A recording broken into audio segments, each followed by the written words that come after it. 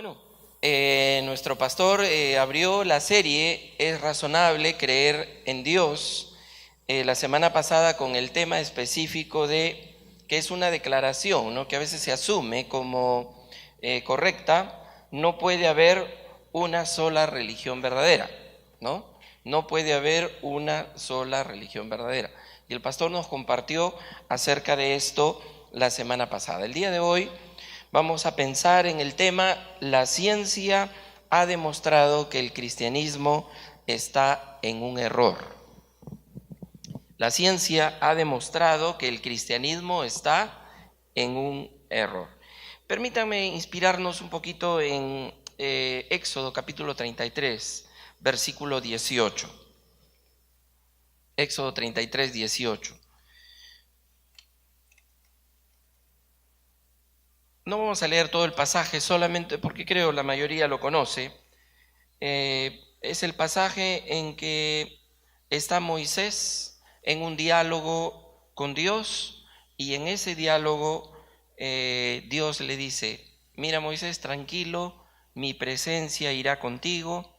Y él le dice: mira, si tu presencia no va conmigo, yo no voy a hacer nada. Y Dios le dice: no te preocupes, mi presencia va contigo. Y en el versículo 18, Moisés pide todavía otra cosa más. Él le dice a Dios: te ruego que me muestres tu gloria. Es decir, aquí vemos cómo, permítanme entrar al tema que nos convoca hoy, cómo la fe y la razón son como dos alas con las cuales el espíritu humano se eleva hacia la contemplación de la verdad. Es decir, él ya sabía algo, conocía algo, pero quiere algo más. Y el hombre, en cuanto más conoce la realidad del mundo, e incluso cuando se va conociendo un poco más a sí mismo, aún así aparecen nuevas interrogantes sobre el sentido de la existencia, sobre el sentido de las cosas. Siempre se hace preguntas, y sobre eso siempre vamos como que clarificando, aprendiendo, ¿verdad? Y por eso es que en 1 Corintios capítulo 13, versículo 12, el apóstol San Pablo dice que ahora vemos en un espejo oscuramente, mas entonces veremos cara a cara. Pablo decía: ahora conozco en parte, ahora mi conocimiento es parcial, pero luego mi conocimiento será completo, porque conoceré a Dios tal como Él me conoce a mí. Miren, dentro del ámbito de lo que es la fe, hay ese deseo de querer avanzar, de querer crecer. Y eso también es innato en el hombre, en toda disciplina, en toda profesión. Sin embargo, miren, Richard Dawkins, que es un profesor de Oxford, que él es un ateo, una persona que incluso lidera un movimiento ateísta casi a nivel mundial.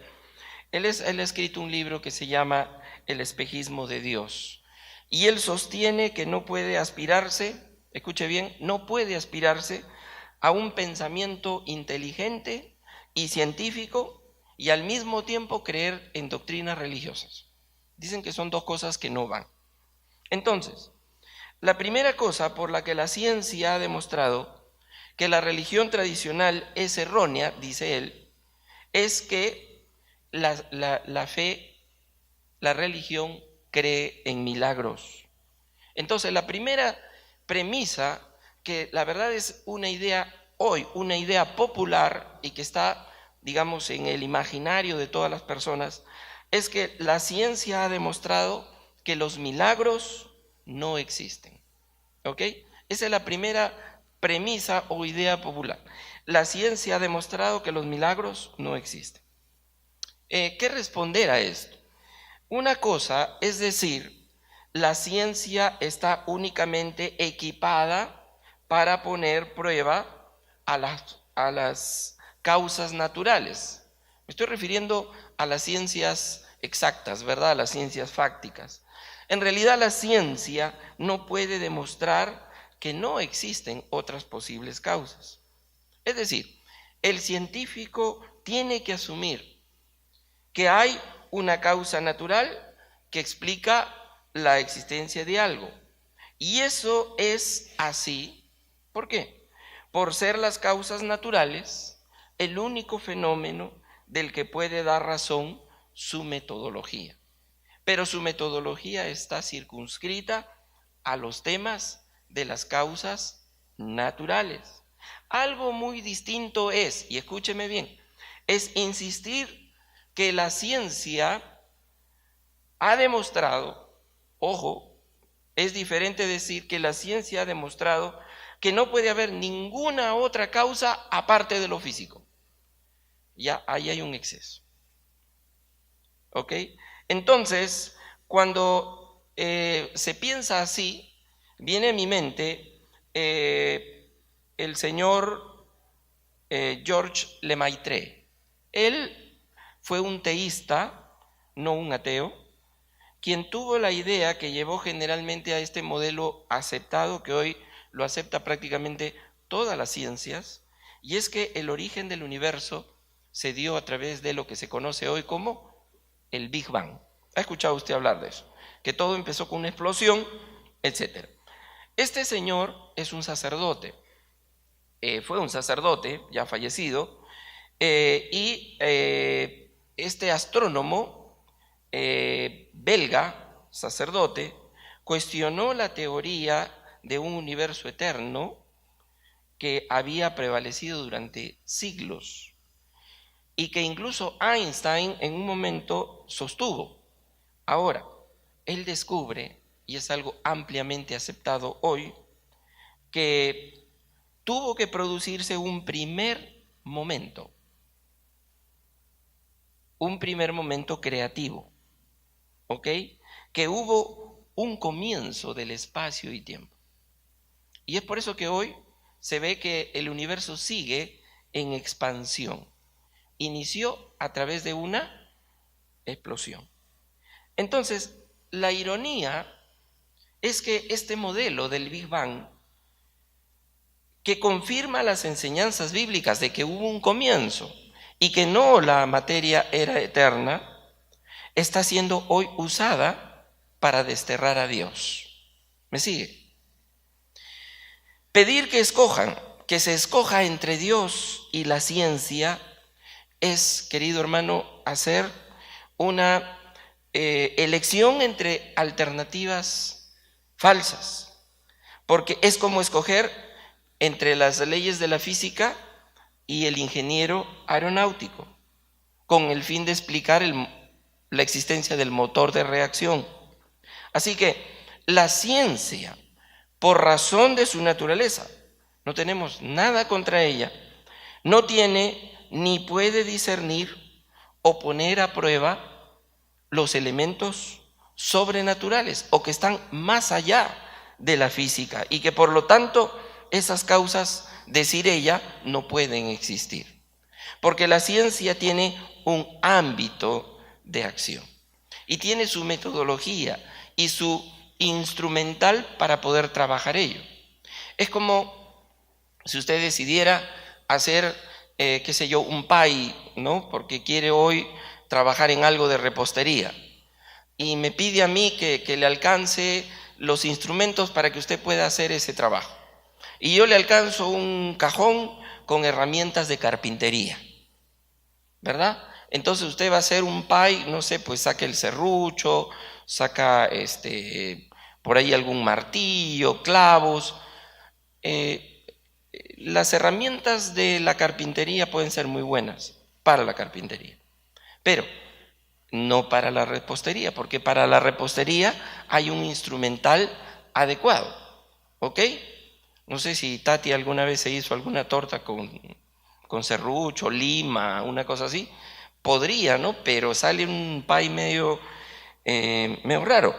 Entonces, el hecho de que existan estas reglas que se pueden verificar nos pone de cara a que la ciencia hoy, que algunos, al haber interiorizado de que no, la fe no, porque cree en milagros, por ejemplo, el milagro de la encarnación, el milagro de la resurrección de Cristo, pero Ponte de esta manera a escuchar y yo te voy a contar un gran milagro en este momento, a ver si me crees.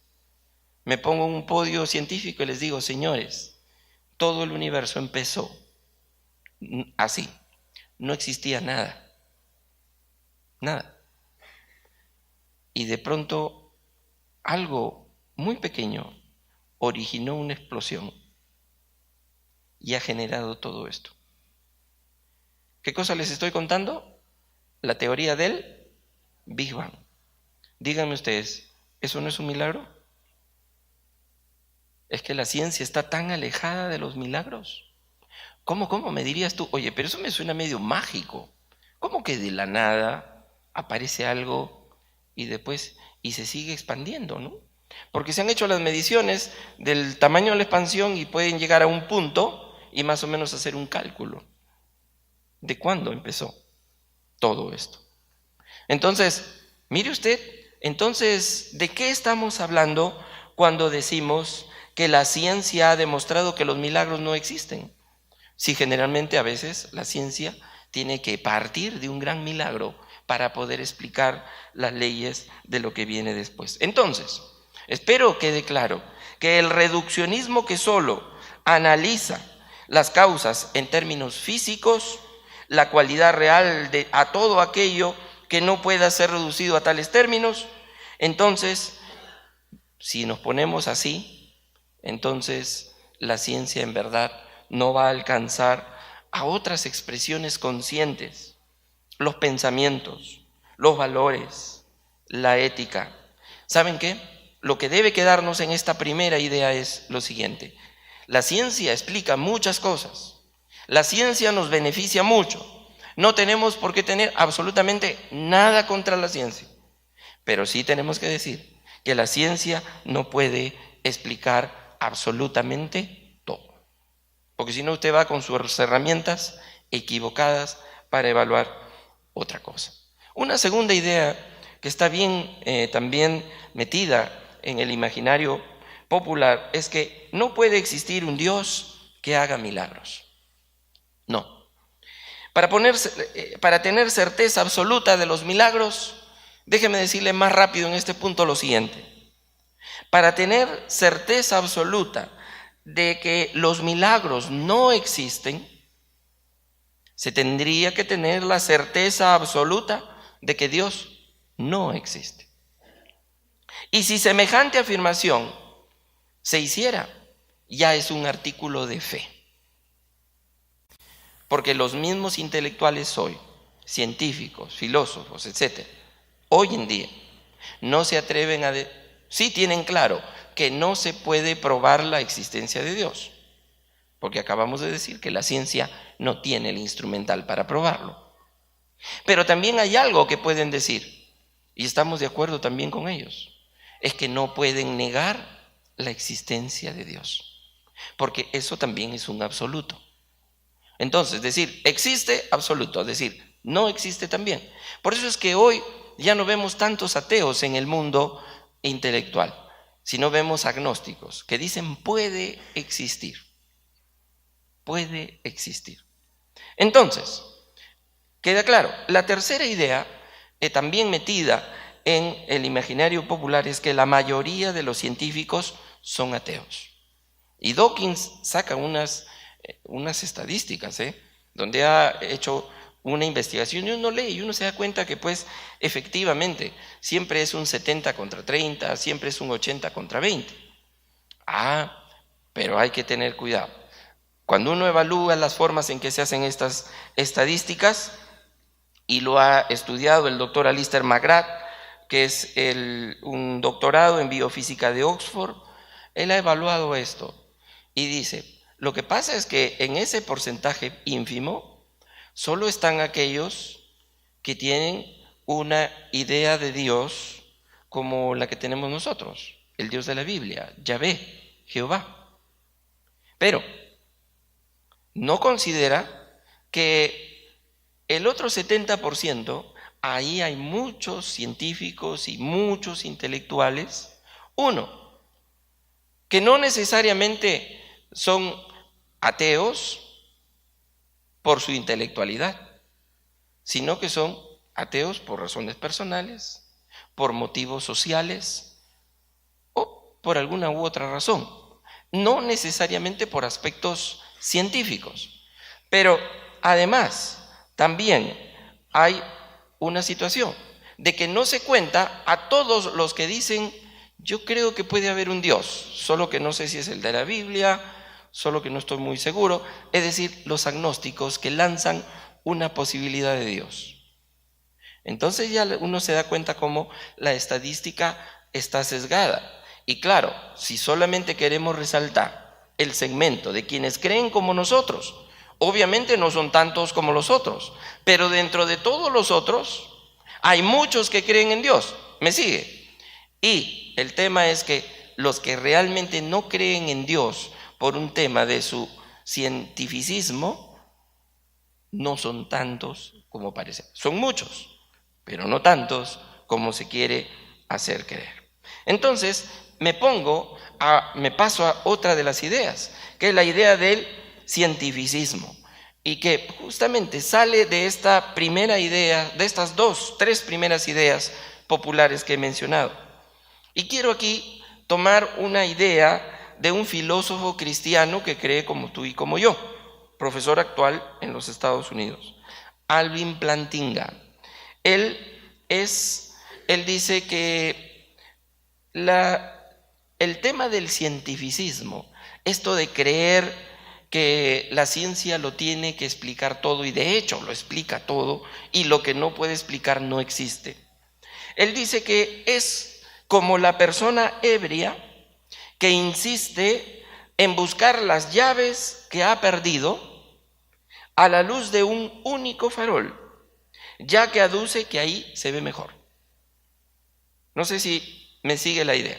Entonces, el farol es el que le da la luz a solamente un ámbito, un espacio. Y él dice: bueno, como yo estoy buscando mis llaves, las debo encontrar ahí, porque ahí hay luz. ¿Pero las habrá perdido allí? Entonces, no admite generalmente este cientificismo otras formas de conocimiento que no sean propias de las ciencias positivas. Y por eso es que se relega el saber religioso, teológico, ético, incluso el estético, que no tiene la categoría de lo que es la ciencia exacta. Los valores quedan relegados para dar lugar a lo meramente fáctico. Todos los aspectos de la vida humana son dominados entonces, cuando uno piensa así, cuando uno está, digamos, imbuido, embebido del cientificismo. Entonces, ¿qué es lo que pasa? Es que nos sentimos como dominados por el progreso tecnológico.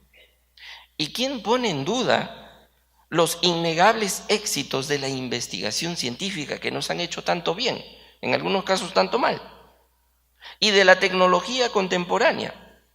Pero esto es lo que ha, de alguna manera, siendo bueno, pero ha contribuido a difundir esta mentalidad cientificista, fisicalista. Esto lleva ¿a qué? A que tú dices: bueno, yo estoy esperando los descubrimientos científicos, y lo que la ciencia descubra, eso se puede hacer. Lo que la tecnología puede hacer o puede lograr, eso se puede hacer. ¿Qué cosa pasa?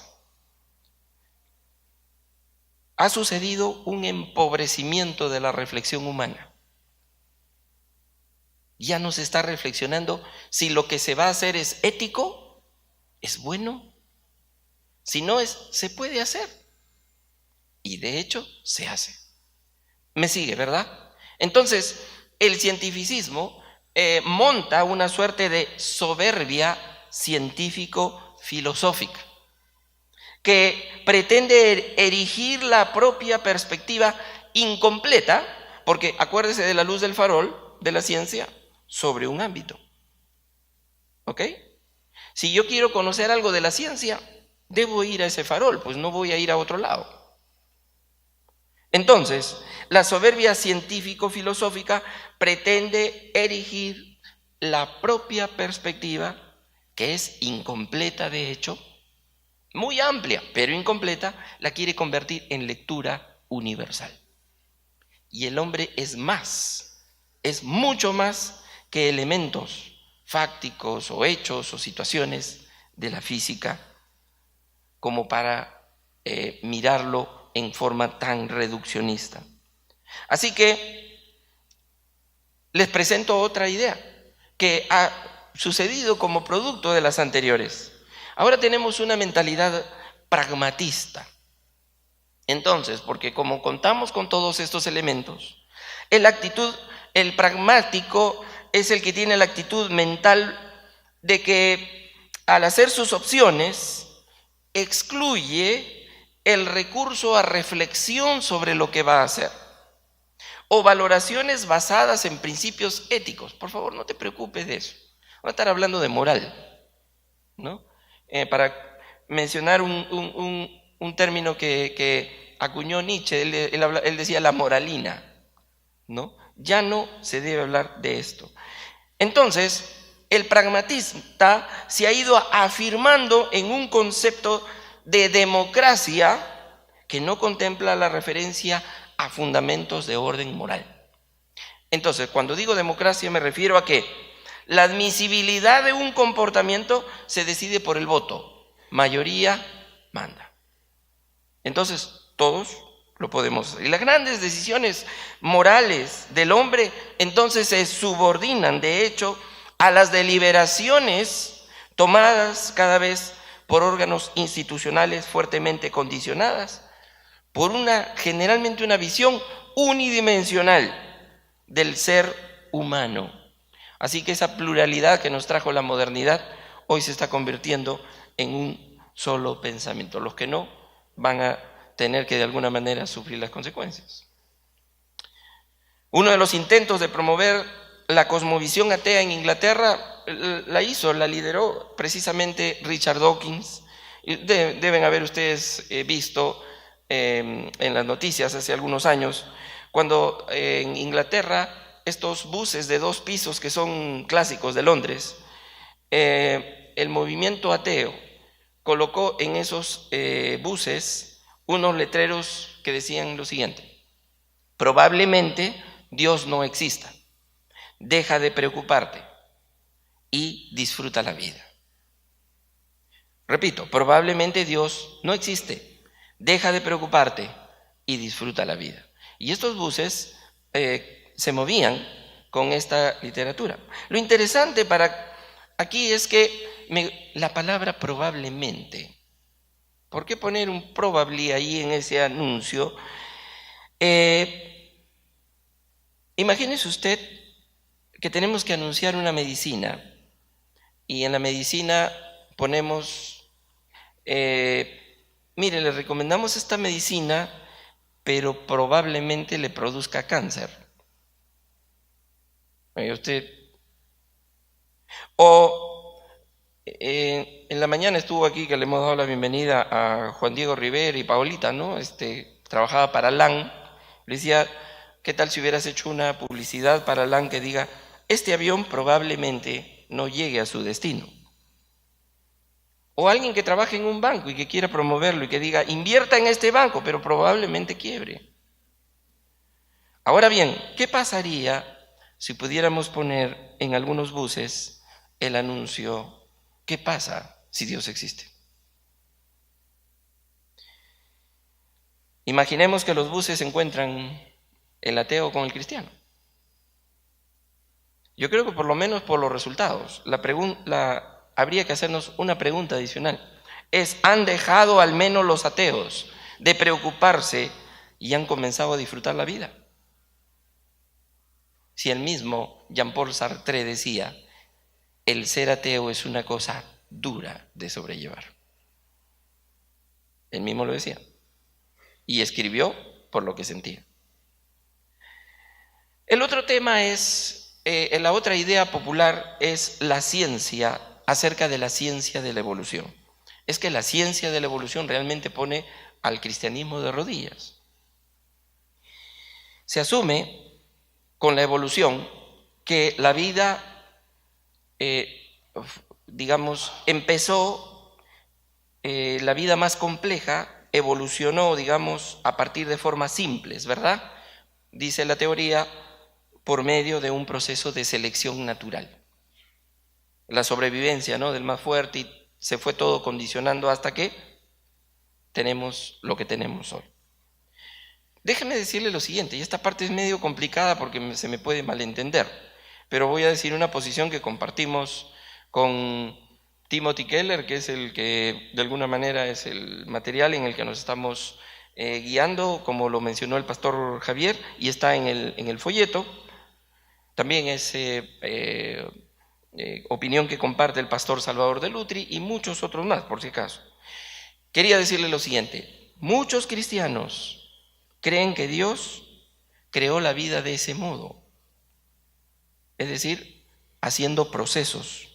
Es decir, que no necesariamente la teoría evolutiva es incompatible con las creencias cristianas, porque pudo haber sido la forma en proceso en que Dios fue creando las cosas, pero Dios interviniendo en ello y logrando que esto logre llegar a este diseño que tenemos todo. Pero cuando no es así, entonces estamos hablando de un naturalismo totalmente enajenado de Dios. Es la idea que todo tiene una causa natural, Dios no existe, ¿ok? Y que la vida orgánica es solo producto de fuerzas que actúan al azar sin que nadie las guíe. Cuando se hace de la evolución una teoría de la totalidad, entonces, que sirve para explicar todo, pues en ese caso estamos saliéndonos de lo que dice la palabra del Señor.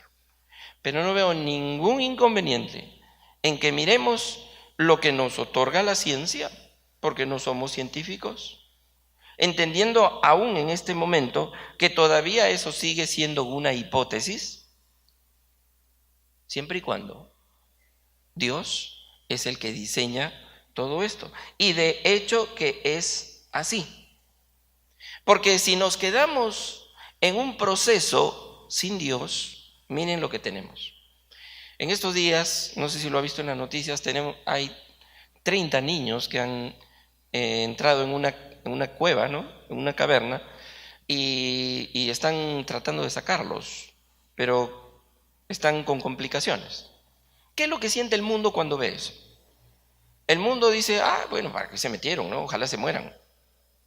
¿Así hablamos los humanos? No estoy hablando de cristianos ni de no cristianos, en general, seres humanos. Todos decimos, ojalá los puedan rescatar.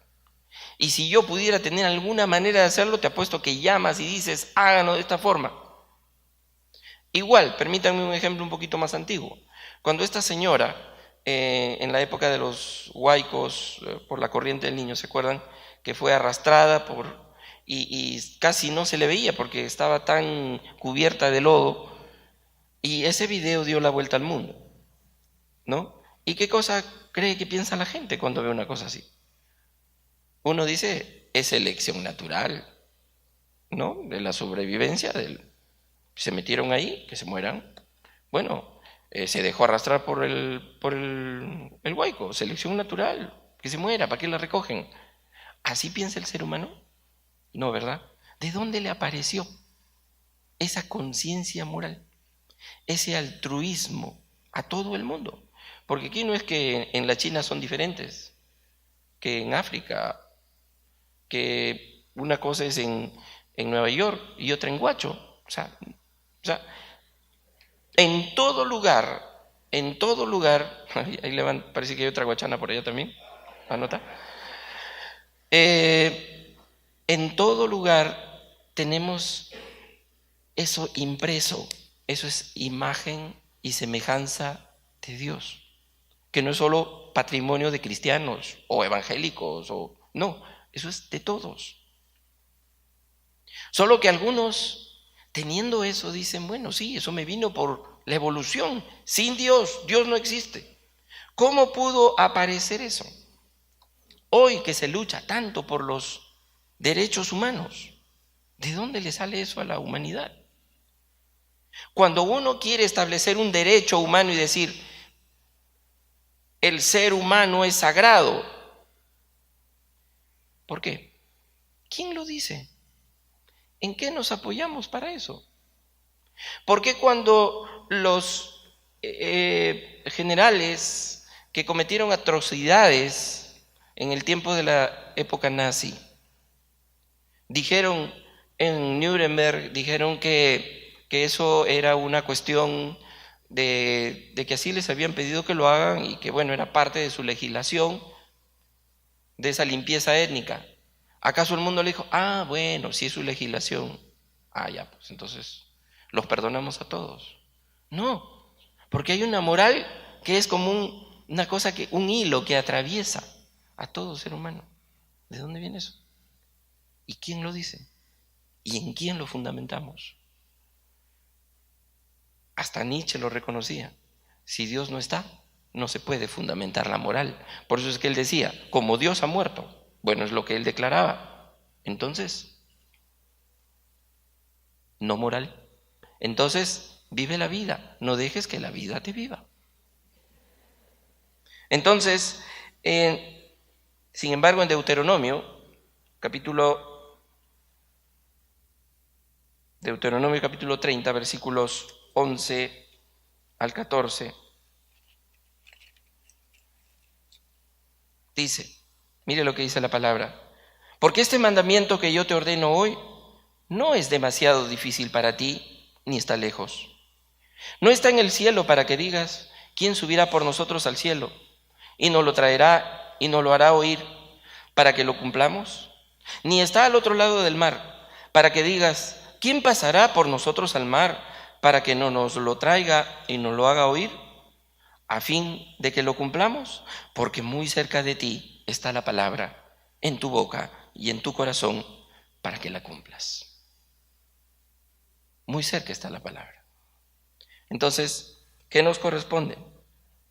Incluso el libro de Proverbios y el corpus total de los libros de la Biblia atestiguan que no solamente fue la sabiduría o los conocimientos de la época en que se escribió la Biblia del pueblo hebreo, sino también lo atestiguan los libros sapienciales, y se muestra allí en estos libros como Proverbios, qué sé yo, y Job, que hay la incorporación de conocimientos de otras civilizaciones y culturas ya desaparecidas.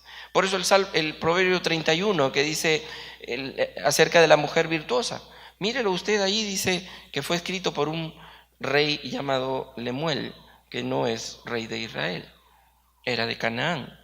Entonces hay una línea que, digamos, puede encontrarse porque la imago Dei o la imagen de Dios está en toda persona. Por lo menos eso tenemos que enseñarlo y poderlo, digamos, demostrar, si se puede usar ese término. Proverbios 25 dice que tenemos la posibilidad de sacar el agua profunda. El cristiano no puede pelearse con la ciencia. Tiene que investigar, tiene que estudiar. Hay otros textos que he puesto allí que están, Proverbios 16:9, que están en sus bosquejos. El corazón del hombre medita su camino, pero es el Señor quien asegura sus pasos. Es gloria de Dios ocultar una cosa y gloria de los reyes ocultarla, escrutarla. Proverbios 25:2. Proverbios 20:24, del Señor dependen los pasos del hombre. ¿Cómo puede el hombre conocer su camino? También dice Proverbios 1:7, el temor del Señor es el principio de la sabiduría. Y Proverbios 4:5 dice, adquiere la sabiduría, adquiere la inteligencia. Por eso es que San Agustín decía, esto que debe haberlo usted escuchado en alguna oportunidad, él decía, he encontrado muchos que querían engañar, pero ninguno que quisiera dejarse engañar. ¿Estamos aquí porque queremos que nos engañen?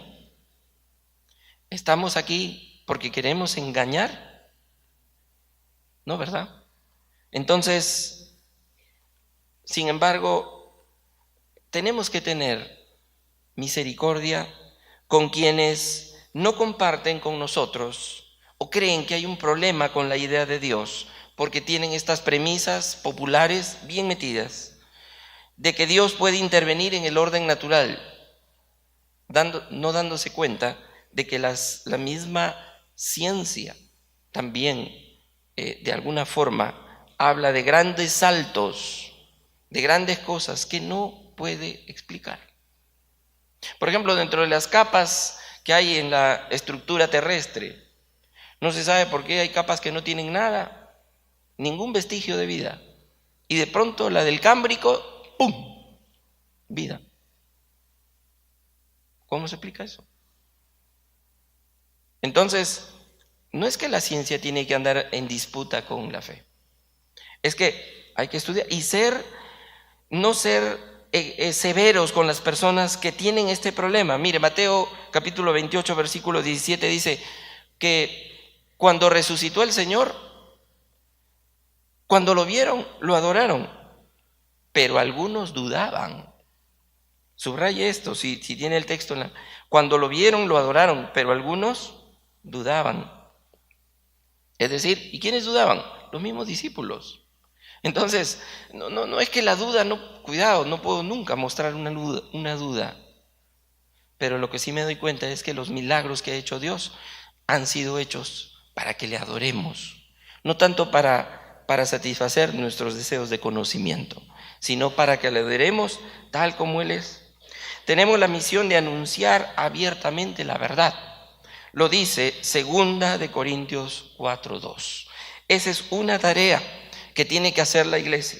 Necesitamos presentar las exigencias irrenunciables de la palabra de Dios. Créame, los dioses ficticios bien pueden ser enemigos de la razón. No sé, pero el Dios de la Biblia no es enemigo ni de la razón ni de la ciencia. Porque Deuteronomio 6:5 dice, el hombre es conminado a amar al Señor con todo su corazón, con toda su alma, pero también dice con toda su mente. Y Luis, el autor de las Crónicas de Narnia, escribe acerca de las leyes de la naturaleza, que la ciencia no es que las pone, sino solo las descubre, las lee. Él dice, no producen, las leyes de la naturaleza no producen acontecimientos. Describen el patrón de todo acontecimiento si ocurre. Debe conformarse del mismo modo en que las reglas de la aritmética describen el modelo al que todas las transacciones con dinero deben conformarse si es que tenemos algo de dinero. Pero hay que tener dinero. Si no, las leyes de las matemáticas no nos sirven para nada. Así pues, en un sentido, las leyes de la naturaleza cubren todo el campo del espacio y el tiempo. En otro sentido, lo que dejan afuera es precisamente todo el universo real, el torrente incesante de acontecimientos reales, la verdadera historia. Así que tengamos claro eso. La ciencia es muy buena. No debe haber lucha con ella. Quiero ir terminando mencionándoles unas palabras sabias que mencionó el premio Nobel polaco Czesław Miłosz. Él dijo lo siguiente: el verdadero opio del pueblo. ¿Se acuerdan quién dijo? Alguien mencionó que la religión era el opio del pueblo. Este premio Nobel dijo: el verdadero opio del pueblo es creer en la nada después de la muerte. El inmenso consuelo de pensar que no vamos a ser juzgados por nuestras traiciones, la avaricia, la cobardía y los asesinatos. Y que la gente hoy diga, si la justicia humana tarda, no hay justicia. Sí hay justicia, señores. Esas personas que incluso evaden la justicia o aquellos que coimean la justicia, un día Dios les va a tomar las cuentas. Entonces, el ateísmo es el opio del pueblo, porque le dicen, todo se acaba acá, así que te aseguras nomás en la vida. Ese es un opio del pueblo que lleva una fe ciega en a las personas.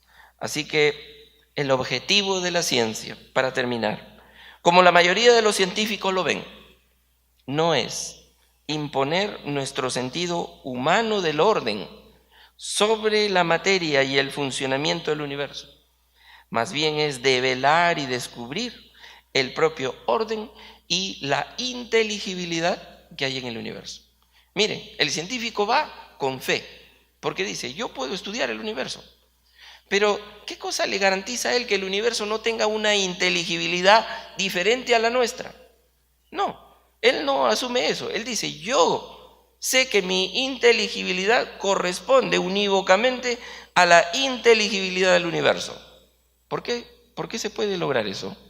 ¿Por qué podemos hacer el match entre estas computadoras? Porque hay un diseño inteligente que se puede haber creado en procesos. Eso es cosa de Dios, porque nadie estuvo al principio para darse cuenta. Pero Dios creó todas las cosas. Amén. Eso es lo importante. Por eso es que a los jóvenes les decimos, estudien, capacítense. No dejen que las ideas populares les coman el cerebro. Termino con el pasaje de Hechos 2, 7 al 11. Solo voy a leer, ese pasaje ya lo ha leído usted seguramente. Dice, los apóstoles se preguntaban cuando llegó el día del Pentecostés, ¿es que no son galileos todos estos que están hablando? ¿Se acuerdan cuando hablaban en diferentes idiomas? Pues, ¿cómo cada uno de nosotros les oímos hablar en nuestra propia lengua nativa? ¿Qué quiero decir con esto? Usted dirá, ¿y ese pasaje qué tiene que ver con lo que he dicho? Es que podemos hablar con el que tiene el lenguaje filosófico en su lengua. Podemos hablar con el que tiene el lenguaje científico en su lengua. Podemos hablar con el que tiene el lenguaje religioso, ético, estético. ¿Por qué? Porque hay principios universales que se aplican y que son buenos para el ser humano. Esta unidad hace que podamos confiar en que Dios existe, y primero, y además también, de que la ciencia realmente con respecto a los milagros y con respecto al cristianismo no tiene por qué demostrar nada, porque no está en su campo de acción. Oremos. Señor bueno, gracias te damos en esta tarde por habernos bendecido, Señor, con los testimonios de vida que hemos escuchado, pero también con tu palabra y también, Señor, con estos elementos que sabemos contribuyen al desarrollo y crecimiento y fortalecimiento de nuestra fe. Señor, nuestra fe viene por el oír tu palabra y queremos que esta tu palabra, Señor, no sea puesta a un lado y dejada de lado por los pensamientos, los avances, la tecnología, sino que todo pase, Señor, en una circularidad a través de tu palabra, Señor, para entender realmente que lo que podemos vivir como sociedad es qué es realmente lo que está acorde con tu voluntad y tus designios, porque lo que tú, Señor, dispones es lo mejor para todo ser humano. Gracias, Señor, porque confiamos en ello, porque eres un Dios de amor y justicia. En el nombre de Jesús. Amén.